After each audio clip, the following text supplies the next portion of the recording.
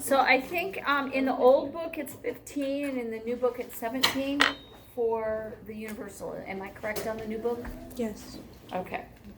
So the universal. Can you go ahead and get it out?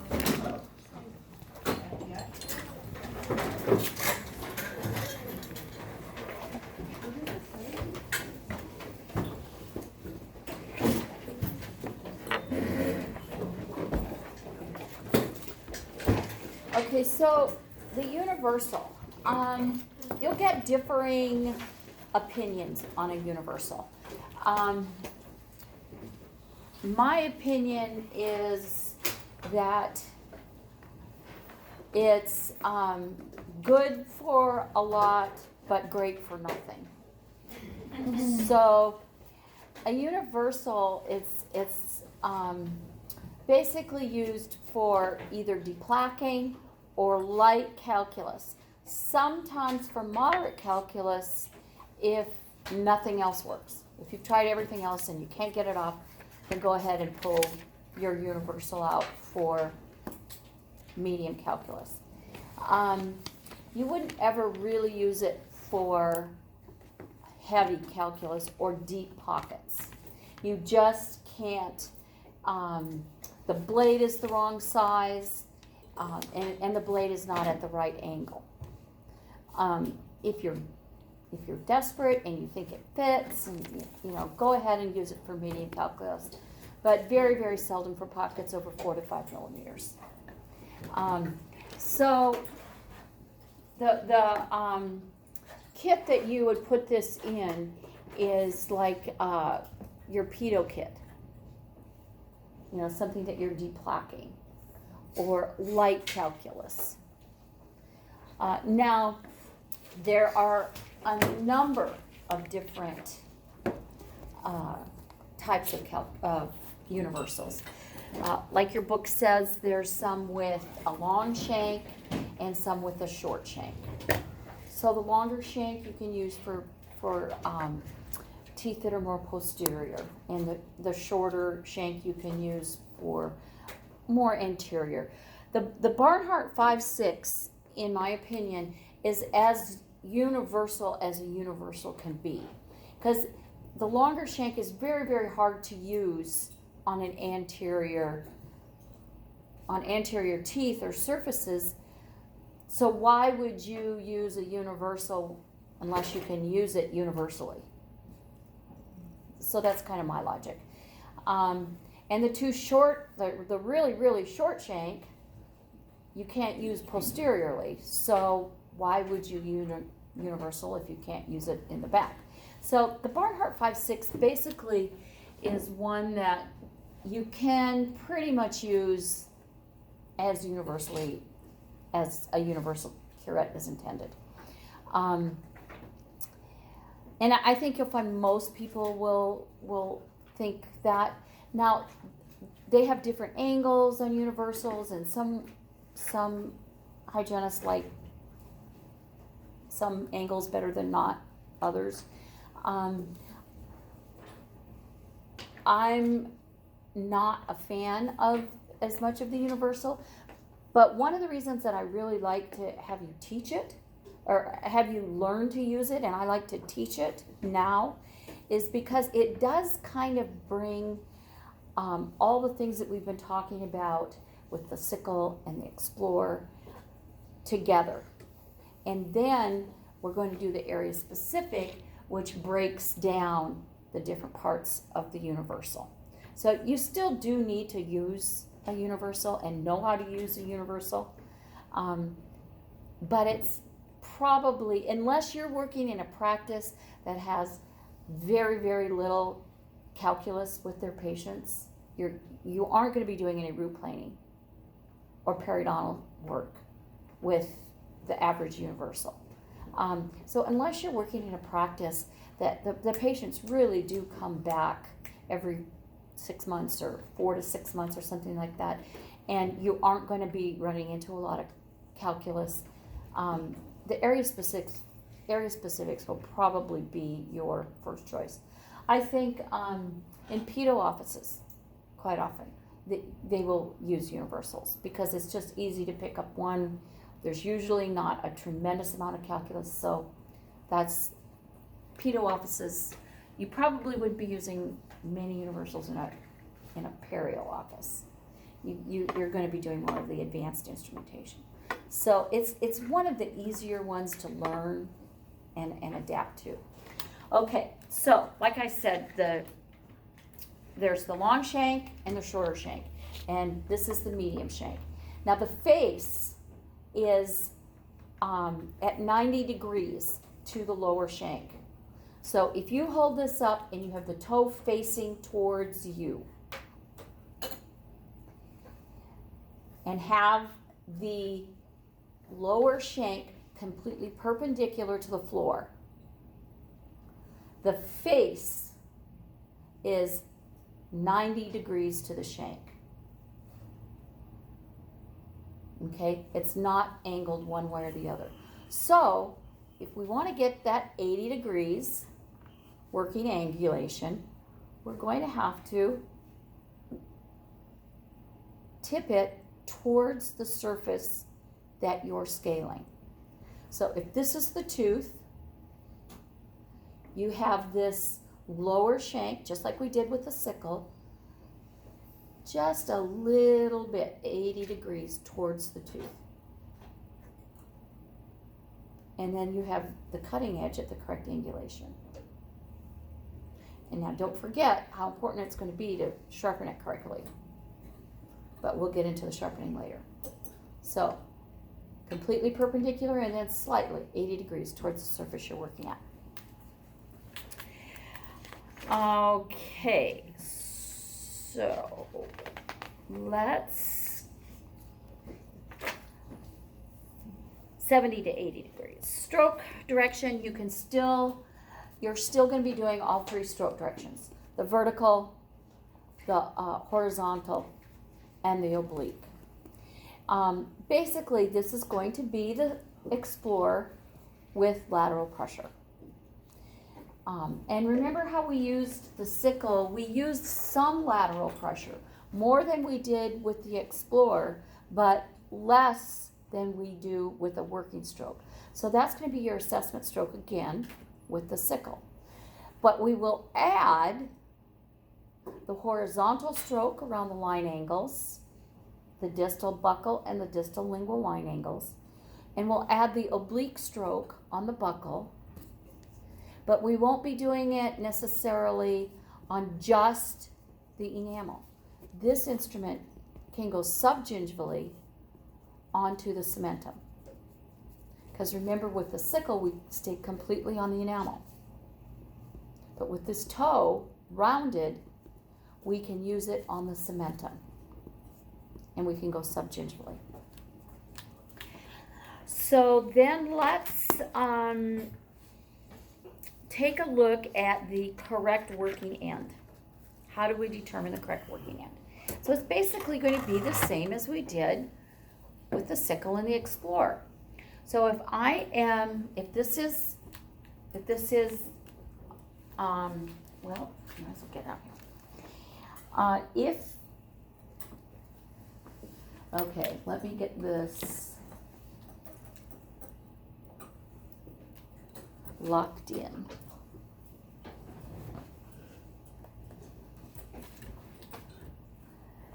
Okay, so now if we get, I'm going to have to sit down so my arm doesn't get in the way. The ergonomics, you'll be sitting it the same way you did for all your other instruments. Looks like the top, it's a little bit better. So,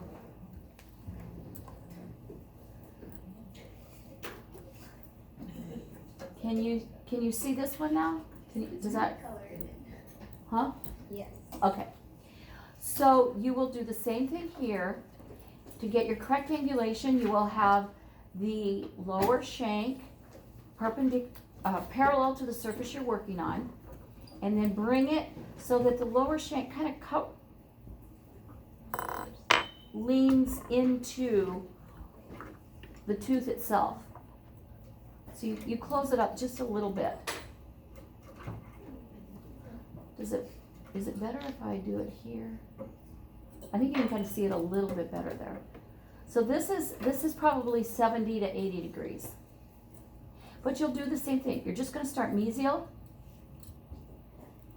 and you use the 1/3 of the working end.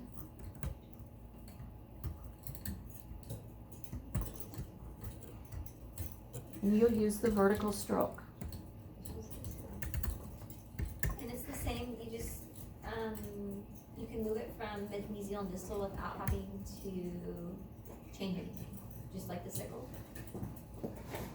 Mesial to distal. Well, let's finish the distal and we'll work our way around. I'll show you. Okay, so we're going to start here. We're going to get the correct angulation, and we're going to do the distal. So your grasp is still important. Again, you're not moving your fingers. You're doing your wrist and your forearm. And you'll get the distal. Now, then you'll go ahead and you'll do the horizontal stroke on that line angle.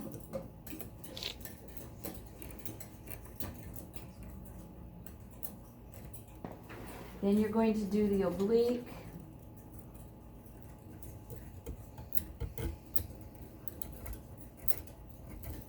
Rolling it as you go around. Now when you get to the mesial, remember this lower shank is going to have to come over the tooth that you're working on, and you'll use a vertical stroke.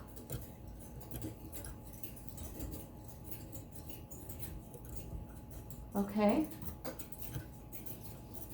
Now, we haven't talked much about channel stroking yet, but you can see, I'll do it up here because there's white out up here. Channel stroking is, okay, here's a stroke and here's a stroke, but you can see you missed from here to here. Channel stroking is, okay, I'm gonna take each stroke and move up just a little bit to get that particular area. So that's one thing that you want to make sure you're doing now that you're actually removing subgingival calculus, is knowing that you can see it come off. And why I want you guys to make sure that you put calculus on so you can see if you're removing it or not.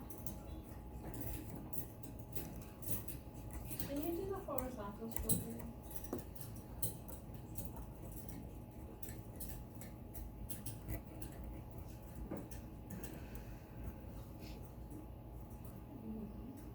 Okay.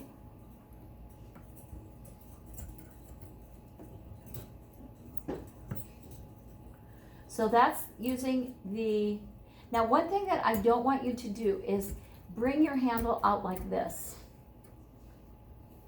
Make sure that that handle doesn't go out like that, because then you have the wrong angulation.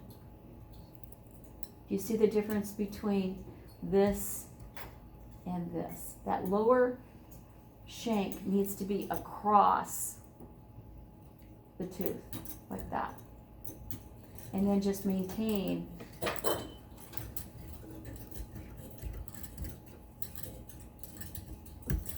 that angle as the stroke goes. When we do your comps this time, we're going to be giving you more areas of calculus, because with the sickle we were just doing mesial and distal surfaces, but now we have buccal and lingual. So we're going to give you some other areas of subgingival calculus. Okay, questions so far? There's more, but questions so far. Did I answer your question? Oh yeah, you showed how to. Okay. Can you do the horizontal one more time though? I'm sorry.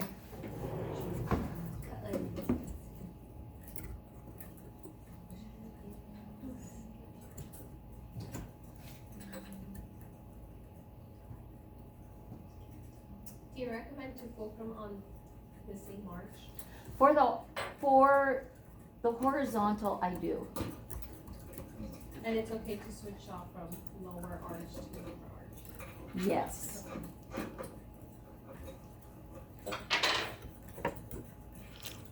And then you would go into oblique after that? And then you'll go into oblique.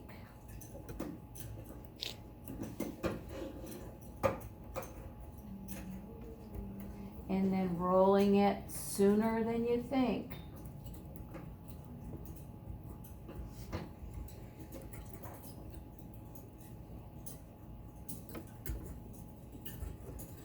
Okay?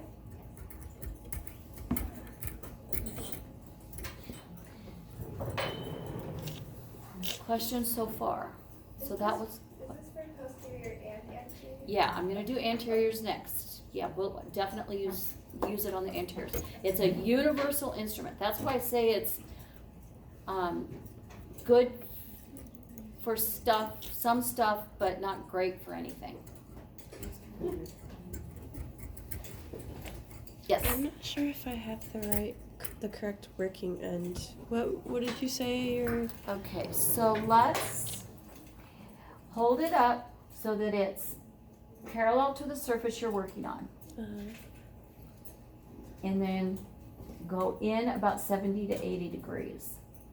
So that way, if you look at the face of the blade, it's going to be towards the tooth. But if you're doing the posterior, remember with the sickles,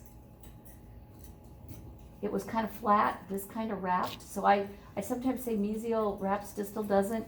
But if you take a look at that shank, V to the D, that holds true here as well. V to the D. For the correct working end. Now if I put the other end up here, then the face is flat, and all you're gonna do is burnish it. And the V is towards the anterior. So that's the incorrect end. This is the correct end.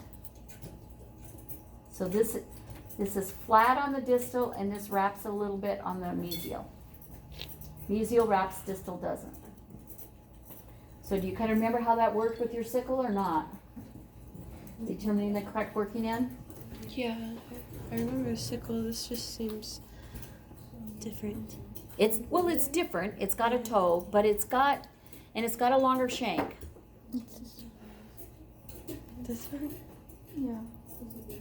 Because normally I would line it up parallel to the surface I was working on, and then I'd look at. So this is the correct end here, and this is the correct end here. Because if you use this end, this is going to be flat on this tooth. So this is incorrect. You don't want it flat. You want to have an edge to it. So this is going to be the correct end. Does that make sense? Yeah. Okay, anybody else unsure about the correct working end?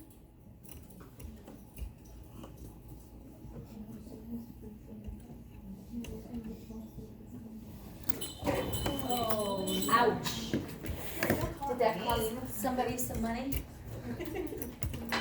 It's saved, it's okay. Bring your instrument. No, it's in the clinic. I hesitate to let you go until you get the patient there. So, that's the correct end. And let's compare the incorrect end. See, this is flat.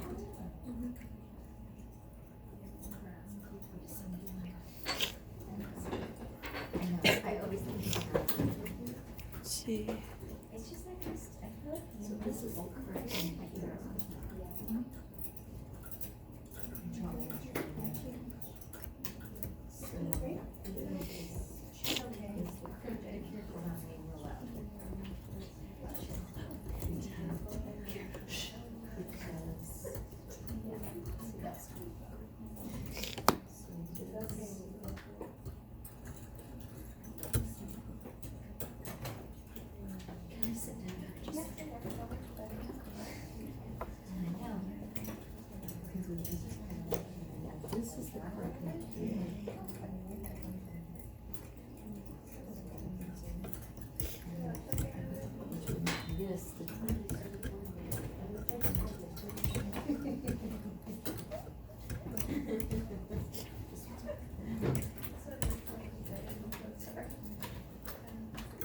Ms. Duda?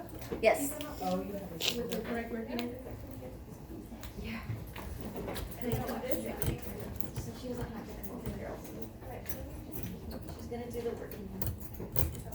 It seems like this should be the working end. It seems like this one should be it. This part should always face to the most distal surface. You're not in it, don't worry. Okay.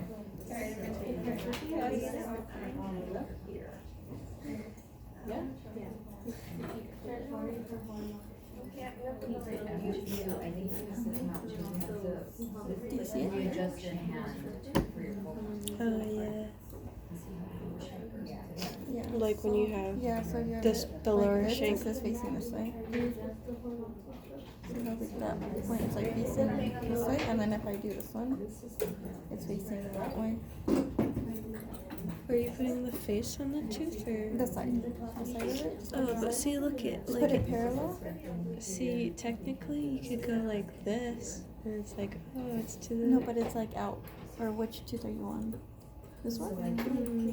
Or no, like put it on, yeah, on the side. Not on the tip, like on the side. Like, So this and this. These put are it like two that. different Put it in the hole. vision. Like, put it like So that. they're Like, put it like that. And then this and this are the indirect vision. And you're thinking the same thing. Yeah, and then this. Ah, okay. I'll just put it in the hole and just try to remember. Just because that way you know it's like parallel. That way Yeah. you just you can see it better. Thank you. That's a good. Okay, are we good? Confirm. No, did you have a question? Oh yes, but it wasn't about the working end. That's okay. What's your question? I'm having trouble going from horizontal to oblique. Even if I readjust, I guess my hands aren't going. Okay, so going from horizontal to oblique. So horizontal, your fulcrum will be up here.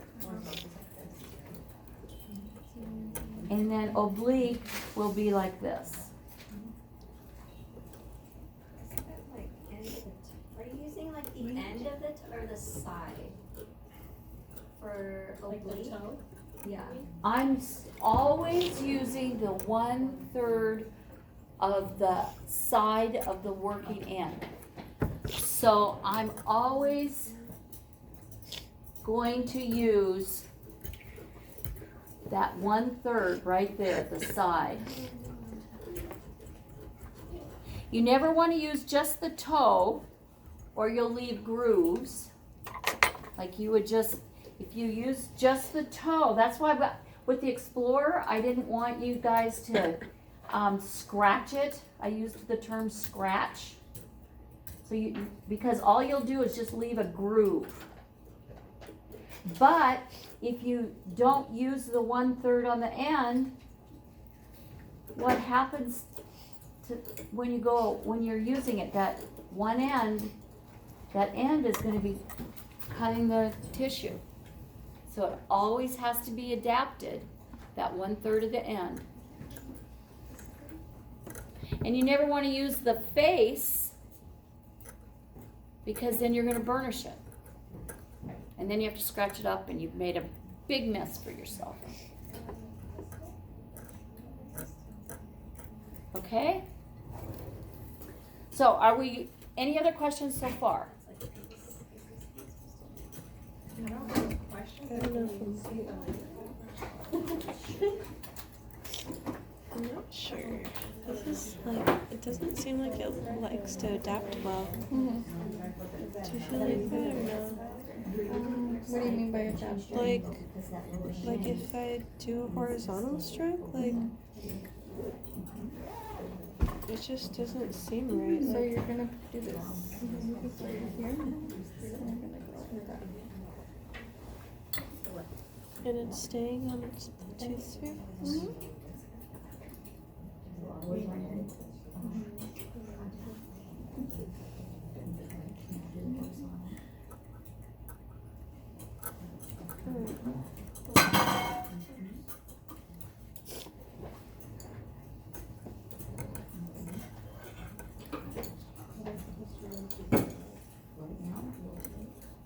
Let's see how your hand is out this way. I want you to bring it now.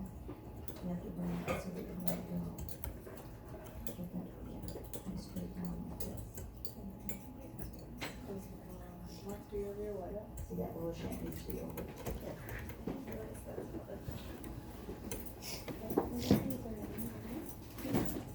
Okay, you're using your fingers. Okay, any other questions before we move on? Okay, now we'll work on the interiors.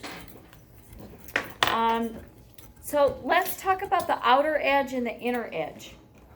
So the outer edge is the one that is farthest away from the instrument handle. So if you hold it up with the toe facing you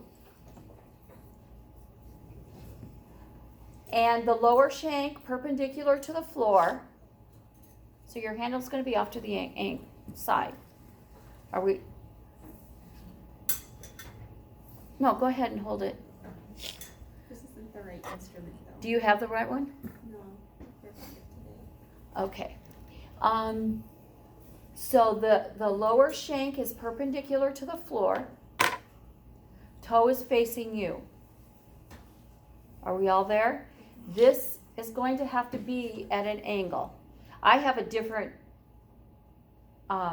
universal, so mine is going to look like it's more of an angle than yours is, but okay. Toe is facing you. What's the matter? Wait, that's parallel. We're getting confused with perpendicular and parallel. The lower shank is perpendicular to the floor. Have the lower shank perpendicular to the floor.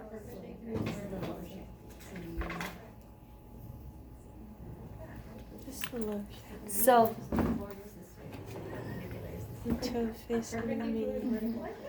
this is the lower shank, correct? Yes. From there to there.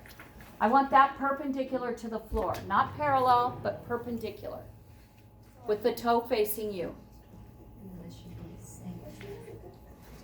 She has a her angle's like, she has a bigger angle.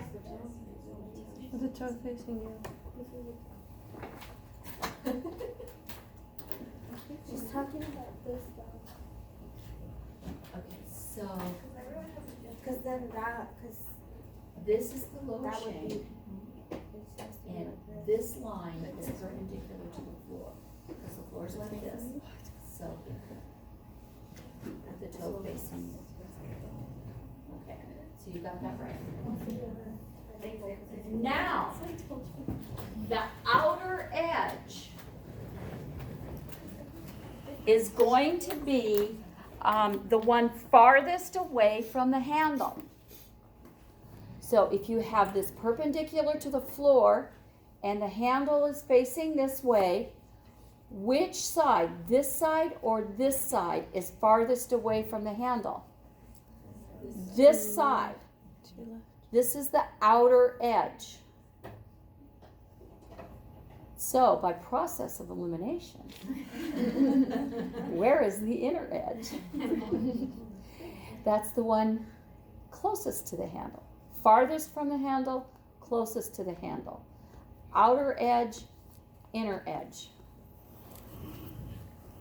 So when we talk about put the outer edge on the tooth, you'll know what we mean. Put the inner edge on the tooth. That's what we mean. Okay, let's practice that. Let's put the outer edge on the mesial of number 4.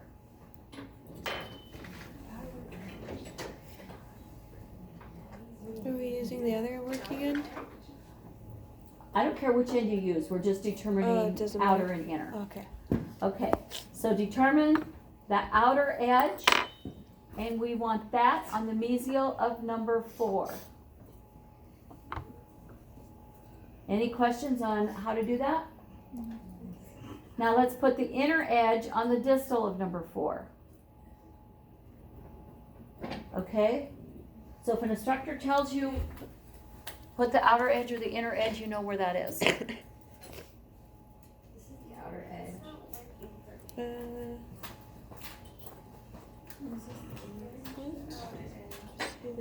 Oh, I can do it differently. No. Okay, so here's, So the inner is Lower shank is perpendicular to the floor, which is the outer edge. Okay, let's take that edge, put it on the mesial of number. Okay, let's do it this way. Outer edge. Okay, so now the lower shank is perpendicular to the floor, which is the outer edge. So what's this side? And we want to see why it wasn't working. Yeah, we just have to- Oh, so only, okay, only. Well, with what I said, the mesial number 4, that was the only way you could. Oh, I got it. Okay, let's do that, the other end, the wrong one that was working. Okay, so towards you, this is the outer edge, so that would be on this.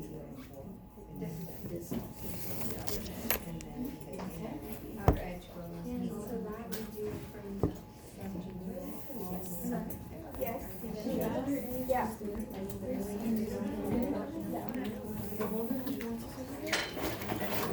Okay. So the inner edges are used to instrument the distal surfaces, and the outer edges are used to instrument the facial, lingual, and mesial surfaces. So did you hear that? Facial, lingual, and mesial. Did you hear me? Did you guys hear me? Some of us. How come? Well, I only heard some of it, but I told you. How come? People were. People were talking. So the inner edge is always used to instrument the distal surfaces. The outer edge is used to instrument the facial, the lingual, and the mesial surfaces. Facial, lingual, mesial. Outer edge. Okay. Now we've done the distal. Let's go to the anterior, or we've done the posteriors. Now let's go to the anteriors. So,